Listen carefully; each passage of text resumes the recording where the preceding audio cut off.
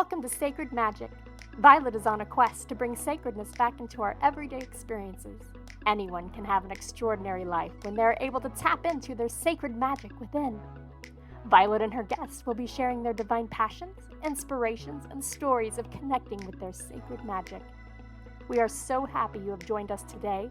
Let's get started with your host, the magical creator of Discover Your Spiritual Gifts, Vialet Rayne.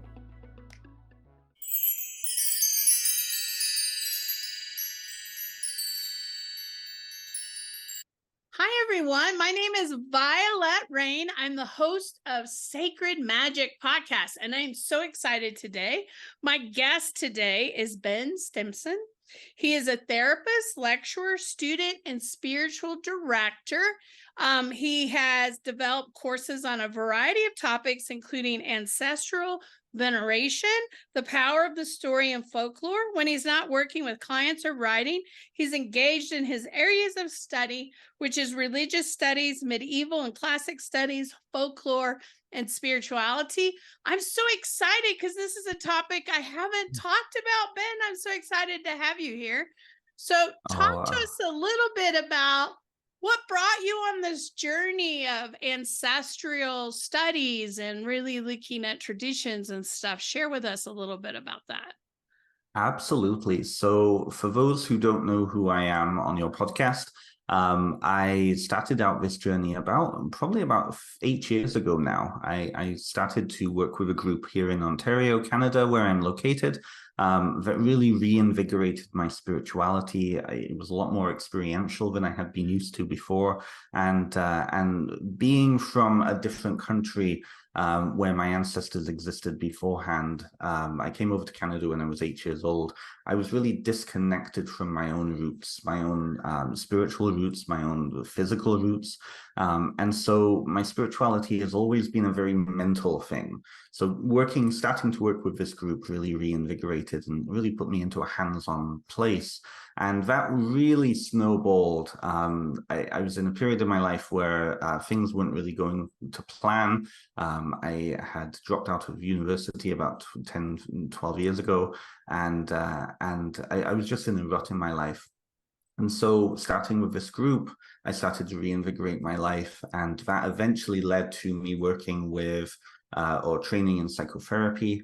I started working with another person through a self-development course. And I also started to be connected with African traditions. So my spirituality is kind of all over the place, but I solidly landed in an African tradition. And through that tradition, ancestor work was such an important foundational piece.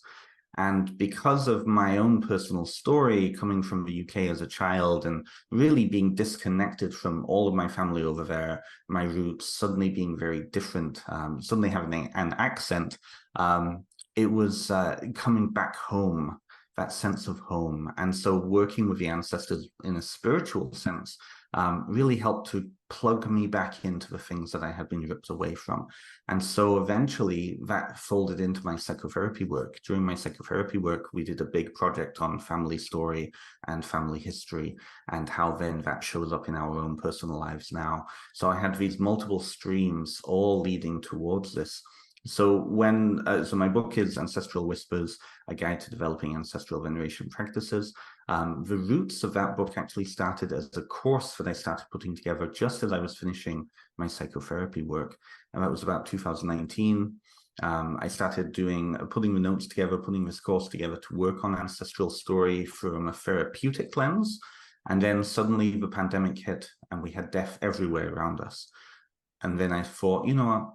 I'm going to sit down and write this book. I feel like this is the time, this is the place. People are looking to their ancestors now. I saw a lot more media connected with death and dying and also ancestral work within the communities I run with. So I started writing the book. I had a couple of people who were already published, who helped and assisted me and gave me guidance and introduced me to my publicist, which was nice, or publisher, I should say. And now 3 years later, after starting to sit down and write this thing, it's almost ready to come out. So that's the short term, the short part of it, really. Yeah, I love that. It's always exciting when we kind of birth something that we've created, because that's really what this is about. And I agree with you. COVID brought a real big focus on lots of things. I also think Disney helped a little bit in their movie, right? Absolutely. Because when I look at those traditions, for me, because I wasn't part of that culture, I would always look at those things and be like, ooh, right? It was kind of frightening. And then when the movie came out, it was like, oh, I get it. I get it. I never got it before. So I love that we're connecting. So Ben, what would you tell someone that doesn't know about their ancestors, hasn't really connected? How can they kind of do that? I mean, where does somebody start that hasn't worked with their ancestors to really build that foundation? Absolutely. So really that is the core question of the book. The book addresses that particular question. The need that I saw, particularly amongst Westerners, is that we are so disconnected because of history from our ancestors, especially in North America and Australia and other colonial countries, right? People are disconnected from the homelands in Europe or other places around the world. People are not necessarily grounded in the lands that they're existing on because of colonialism, even though that history can go back 200, 300 years. And so and also because of the funerary industry has really removed death from our everyday lives. So I feel like the modern epidemic of people not knowing how to connect with ancestors from a cultural place, from a personal place, really comes from that disassociation from death and from family, right? So how I address the book, first of all, it's in two parts, and this is really answering the question here. It's what you think and what you do. I think a lot of people, and you hit the nail on the head, people watch the movie Coco, or there was another one from Pixar a couple of years earlier. People look at the movie Soul, and they start to think about, okay, what is the greater cosmological significance of me? Where do I fit into this greater cosmos, and what do I do with that, right? When we look at Coco, we look at the little kid Miguel. Where does he fit into this much broader family that is continuing even in the afterlife, right?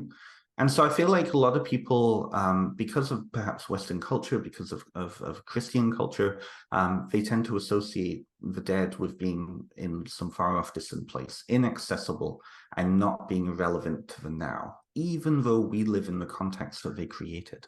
So how I usually tend to approach it is I get people to think about their worldview. When looking at the movie Coco, something strikes a chord with people, and that's usually relationship. People are yearning for relationship. And I think you know this because of all of your other content. All of the other guests that you've had on speak about relationship, whether it be relationship to guides, to God, to the divine, to the cosmos, whoever it is, right? And so that key piece about relationship, well, okay, what's the next question after that? Who are you relating to? How are you going to relate to them? Because, you know, you can look at the movie Coco, you can build an ofrenda, you can build a beautiful altar in that style. But if that is indicative of a relationship within one culture, how is that going to impact you? So the first whole half of the book is really about worldview. How do you see the ancestors? How do you see spirits in general? How do you see the cosmos? Where do you fit into all of that? And then when you've discovered those answers for yourself, or at least a few pieces to that, you can move on to the next pieces. Okay, well, how am I going to relate? And that's the doing piece. Ancestor veneration is often a fraught topic for a lot of people because, again, that Judeo-Christian Western perspective, we don't worship our ancestors, ancestors are not to be worshipped, blah, blah, blah. Well, if we replace that word worship, veneration with relate, then it becomes a lot easier for people. How do we relate to the dead? Well, we relate to the dead all the time. We have so many rituals culturally already. So how do we take those and place them into a living spiritual practice, which is really a living relationship with the dead. How can we then, bring them back into our lives, and how can we relate to them on a day-to-day basis? And so that's really how I suggest people start to go. That journey is going to be dependent upon every individual and how they approach it. Certainly there's issues of family trauma. Religious trauma can come into that too. Sometimes people don't know who their ancestors are because of adoption, because of specifically the African American community and slavery, the Middle Passage, not knowing who your ancestors were in Africa or in other countries. But where your ancestors from here are. They're buried in this cemetery, they're here from this place, and so on and so on. So the relationship can look different depending on who you are. And so then I feel like it's about deprogramming and asking permission, deprogramming that need to ask for permission of how to do things, and then just going with it. So I hope that answers the question. There's a huge question. I love that answer, because we could go in a zillion ways, because I'm thinking, number one, as family, we used to stay in the same place for hundreds of years. And now it's not unusual that you have children all over the place and they've moved. And so we have this disconnection, which kind of pulls us away from our ancestors and family. But we also have this piece coming in society today where more and more people are living together because it's affordable. And you're seeing grandparents and parents and children trying to have this family. So it's like we crave that. We miss not having our family next to us, right? And so as we get disconnected, it kind of pulls us away from that family unit that we used to have hundreds of years ago. Everybody stayed in the same town, right? And today we're everywhere. So connecting back to our ancestors has got to be a really powerful experience of who are we, because they're a piece of us, right? They're not separate from us, right? That's the thing. That's exactly it. Mm-hmm. Right? And so we're everywhere. And the other thing to this is death. Over the last several years, death is something we push away, we don't pay attention to, and it's such a sacred process. And I know with teaching about death and dying, it's getting people to release, to kind of step in more of, this is sacred. Why are we not gathering around and supporting them on this sacred journey that they're fixing to take, versus, they whip them out and they're gone. And then, and what do we do afterwards? So there's all those pieces to this. So there's so many pieces. Yeah. So many pieces to it. And we don't talk about it.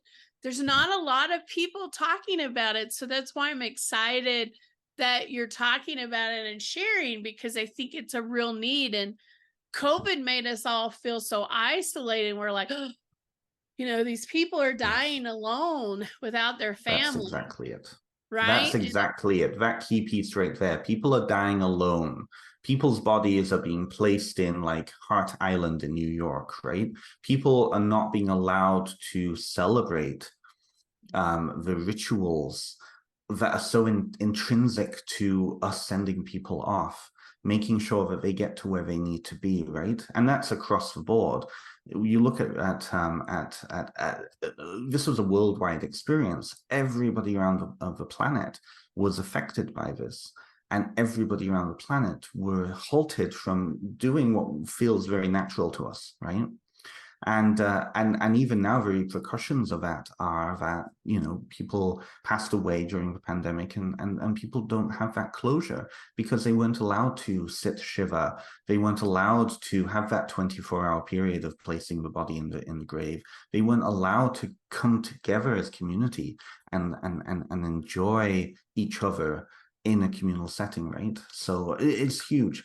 And I think also a lot of people then, especially in the West, because of the way that we treat people who are dead, we tend to create voids, right? What happens when somebody dies? Usually what happens is The coroner comes, the police come, take the body away, and the next time we see it, it's backlit in a $5,000 casket minimum, and it looks like they're sleeping. And then the body is taken away and cremated or put into the ground, and that's it. We then don't talk about the dead. We don't talk about individuals who have died. We don't talk about them unless it's in the past tense. Well, so-and-so used to like this, so-and-so did this, so-and-so. Now, as spiritual people, we know that energy can't be created nor destroyed. So we're doing a disservice to our dead when we refer to them in the past tense in that way. But that's a very Western thing. When you look at other cultures around the world, that's actually not a norm. The dead are different, but they're still present. Suddenly they're not in the living room, they're in the shrine. Suddenly they're not necessarily in the same space as us, they're in the spirit world somewhere.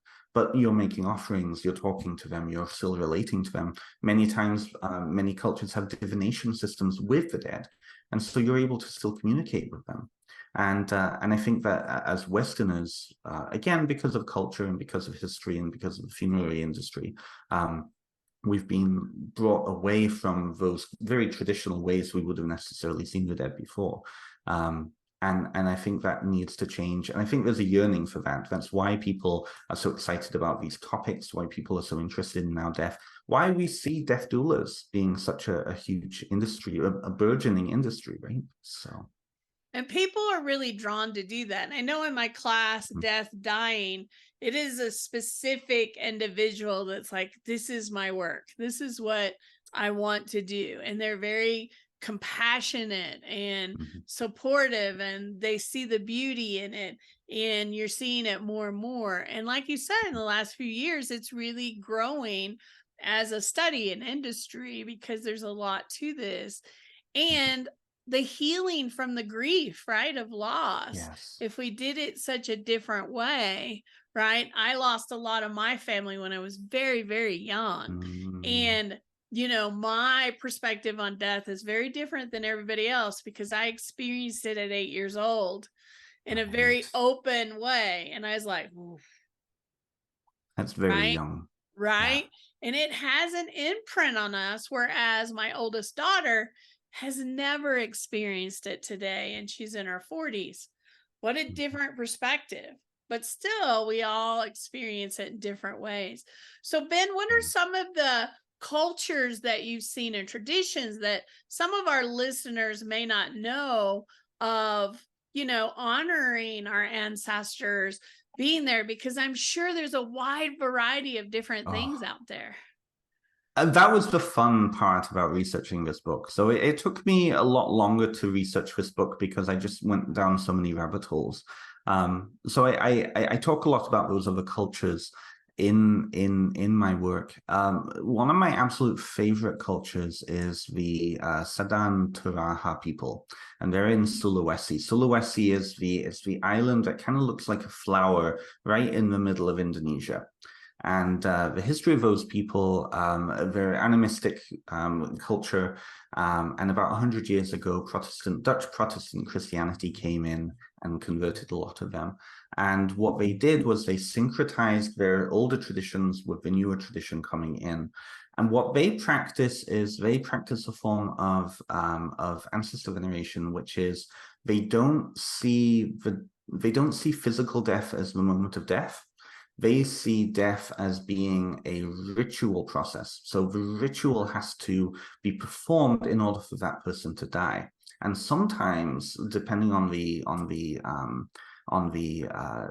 place in society of the individual, nobility aristocrats, they get much bigger, lavish festival, almost festival type funerals.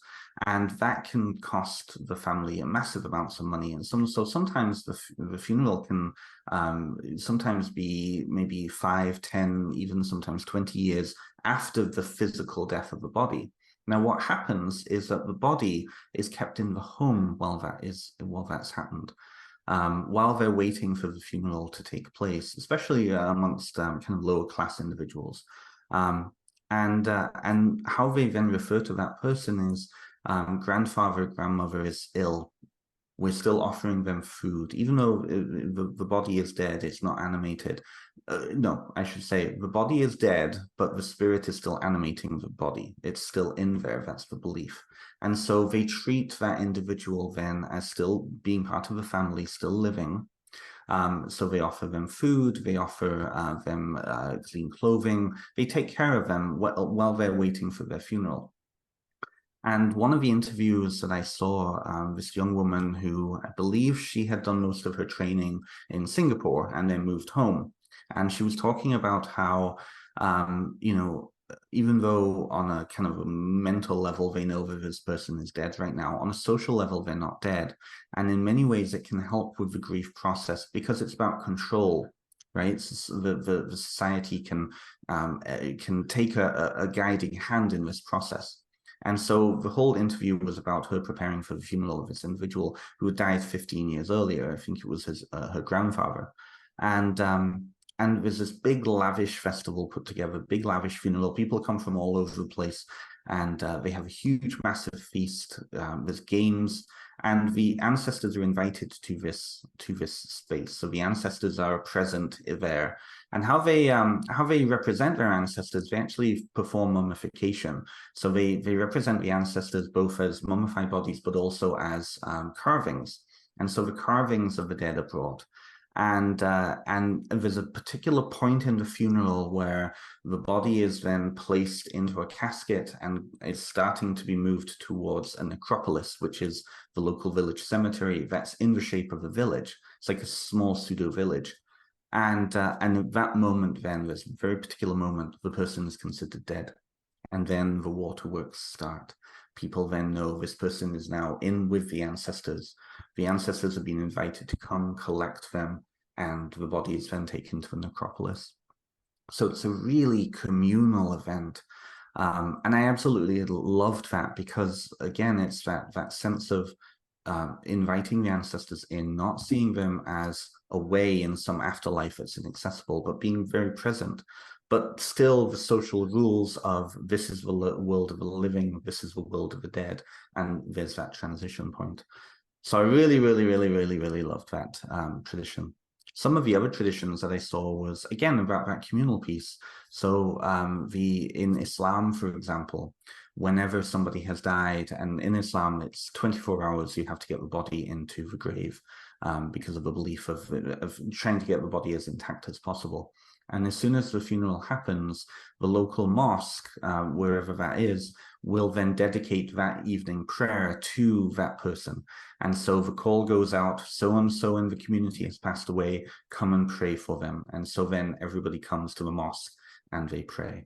And that's something that in North America is a little bit more difficult because people live further away, whereas in the Middle East and in Muslim countries, the mosques are everywhere, right? Same as the churches, right, are everywhere. Some other traditions that I love, particularly in African traditions, is the tradition of divination. So actually communicating with the dead. That's something that I think most of your viewers will understand because, you know, you're communicating mediumship with archangels, with land spirits and so on. So that shouldn't come as much as shock for your viewers. But for many Western people, we don't tend to think of spirit communication because it's such a taboo subject. But I particularly love it. I think it's a beautiful tradition, and there's multiple different ways around the world that people do that. But it's that recognition that death is just a state of being. It isn't a a far off distant land, right? We can still communicate with the dead. And so my own experience is communicating with my own dead. You're starting to see those traditions filter into North American culture now. We have like the Dumb Supper, for example, which is coming together in a cafe-like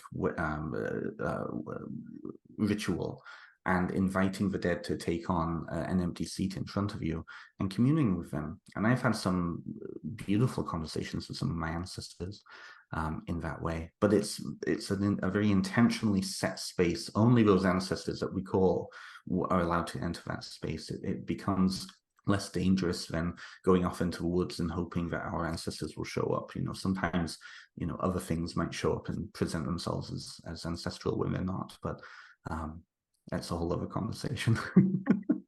I mean, we could go in lots of different ways, but one of the questions I wanted to ask is, we talk about the sacredness of death and the traditions of death and, communicating with our ancestors. But even past that, I know you talk about our ancestors are an important part of our life today and how they can help us today. So let's talk a little bit about that, because we really haven't touched on that area of topics so that we can share with our listeners. So how can our ancestors help us in our life today? What is that about? What is their role? So that's where it comes. There's multiple components to that. So that's where it really comes down to worldview. If you see ancestors as being in some far off distant place that is not accessible to us, then they are gone out of this world, that they don't have impact. But if you see them as being present here now as a spiritual force, then it means that, first of all, they're accessible to us. And because of their state of being, they have a much wider view of reality than us. And so they become accessible for that work. They, in most traditions around the world, see them as having power to intercede in ways that we don't necessarily have. So then that becomes part of that ancestral work as a spiritual relationship of, going to your ancestors, asking for their blessings, and working with them to improve our lives. On a different level, on a more social and psychological level, the ancestors created the context that we live in now, just like we're creating the context that our descendants are living in, right? So, for example, with you lost many of your ancestors, many of your family when you were 8 years old. That's going to impact then how you raised your own children. So your children live in a context that you created because of your experience with your family and that loss, right? In the same way, then your descendants will create the context with that as part of their story going forward. So when we look at how we were raised in our own families, our family origins, our communities, because ancestors are not just biologically related to us. In this way, we have very varied forms of ancestor. We're then looking, okay, what we're living with right now came from them. We need to understand that context so we can understand our context better. So then we can make better choices of the future or perpetuate. So, a lot of people with ancestral trauma tend to focus on trauma. What about strengths? When I looked at my own family history, I noticed that workaholism is a big part of our family story on both sides. And that's created a lot of unhealthy things. But underneath that workaholism is a lot of strengths. And when I started to recognize that, and that I was raised with certain strengths in my life that I can then utilize in now that are part of me because of that history, I started to recognize that in myself, and I was able to change my own life. So in that way, working with the ancestral piece becomes inner work for us. So I think there's multiple ways that we can go with that, but really those are the two pieces: the spiritual in the moment, and then the story that we exist in and created by. Well, the awareness, right? The awareness of, hey, this, we talk about Tibetan in the Tibetan Book of the Dead. They talk about a lot of people believe that if your father was an alcoholic, that you're going to be an alcoholic. And they talk about, no, that's not necessarily true. You may have chose that father for that experience to prevent you or to overcome something, and it has a bigger picture to it than what you think. It doesn't necessarily mean, and I can say that because my father was an alcoholic and my mother feared that I would become an alcoholic, and I never have. Sometimes we take those experiences and we learn from them, we shift what that could be, right? And so awareness, perception, understanding is powerful. Absolutely. when we look at family and ancestors. I am so excited for your book, and we'll definitely have it in our store. But Thank you. Ben, is there ways that people can connect with you? Like, do you offer classes? Share with us a little bit about some of the stuff that you offer that people are interested? Absolutely. So most of my work is as a therapist, and I bring in the spiritual in my therapy. So I am taking clients. I can take clients from North America and Europe. People can go to benstimpson.com, and that has all of my offerings on there. I also offer spiritual directions. So people who are not necessarily looking for psychotherapy counseling, but are looking to explore those bigger pieces. I also offer ancestral counseling. So particularly for people who are looking into their ancestral story and are looking for a mix between, dealing with some of the trauma that is coming up from family stuff, but also looking at developing ancestral work as a spirituality for themselves. I also offer that. For workshops, I have all sorts of workshops planned. A lot of my work is focused on kind of neo-paganism and folklore and historical studies like that. So I have classes on British mythology and folklore.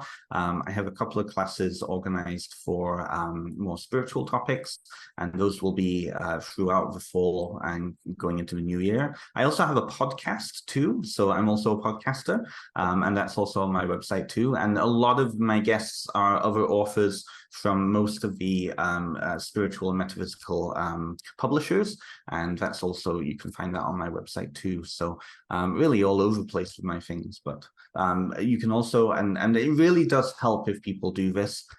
Go and find my social media. Ben Stimpson author on most of them. I'm more active on Facebook, but I'm trying to get more active on Instagram. I think I need to hire someone like you.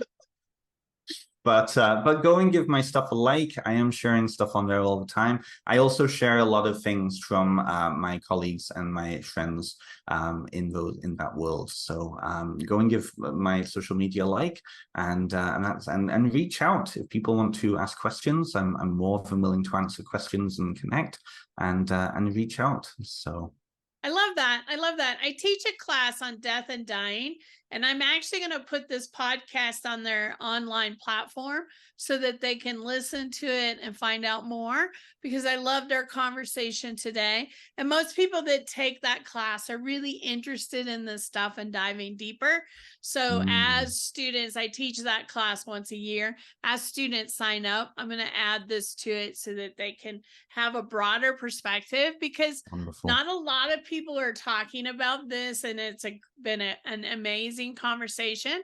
Because I know for me personally, I decided Angelic Reiki has a death and dying course that I teach. And when they first offered it, I was like, I'm not sure that's for me. And as I got into these books and these studies and I started looking at it, I'm like, whoa, this is powerful.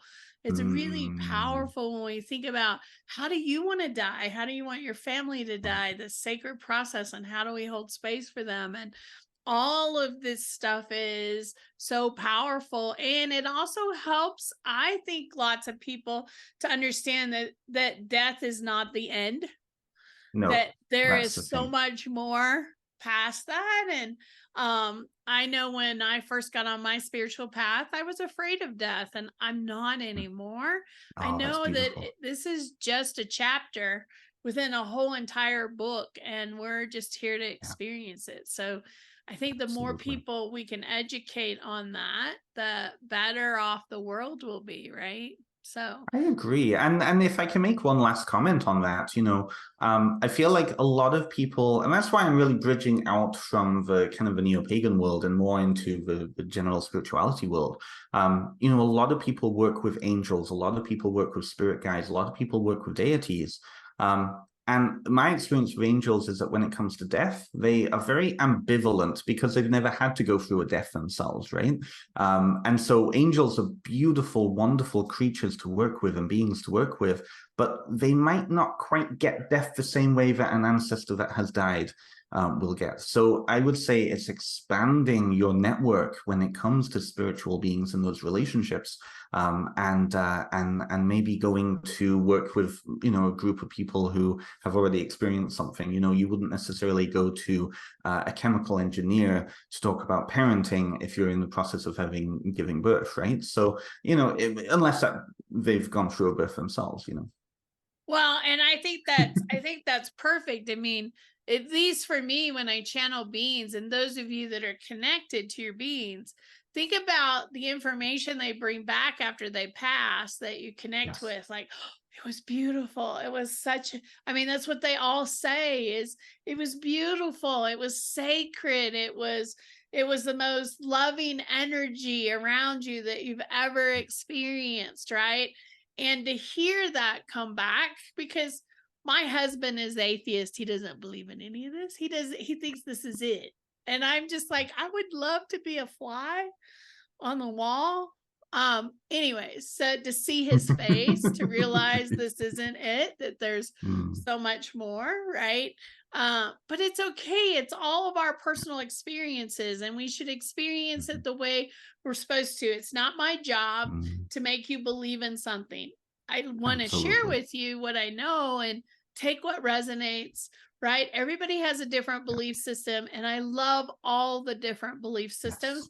And I think they're purposeful. They're for us in this lifetime. Whatever you believe is perfect. That's what this is all about. No judgment, no criticism. I have none of that for anybody. I hold loving light for everyone and where they're at, because it's not my place to push, to require. And I don't know if you feel that way, Ben, but that's kind of my space is. I totally agree. No, I totally agree. And one of the pieces about this book that I'm particularly proud of is that I do not give anyone anything to do in this book. There are exercises, there are journal prompts, but I don't give anyone a ritual to perform. I don't give anyone a belief to believe. I don't give you a tradition to follow. What I'm doing, the whole book is really a 250-page therapy session. What I'm asking you to do, you said something very important there, is all beliefs are beautiful, and they are. People, I think, often don't understand what they actually believe, because so much of belief is just underneath the surface. It's operating, it's creating those lenses that we see the world through, but we're not necessarily conscious of them.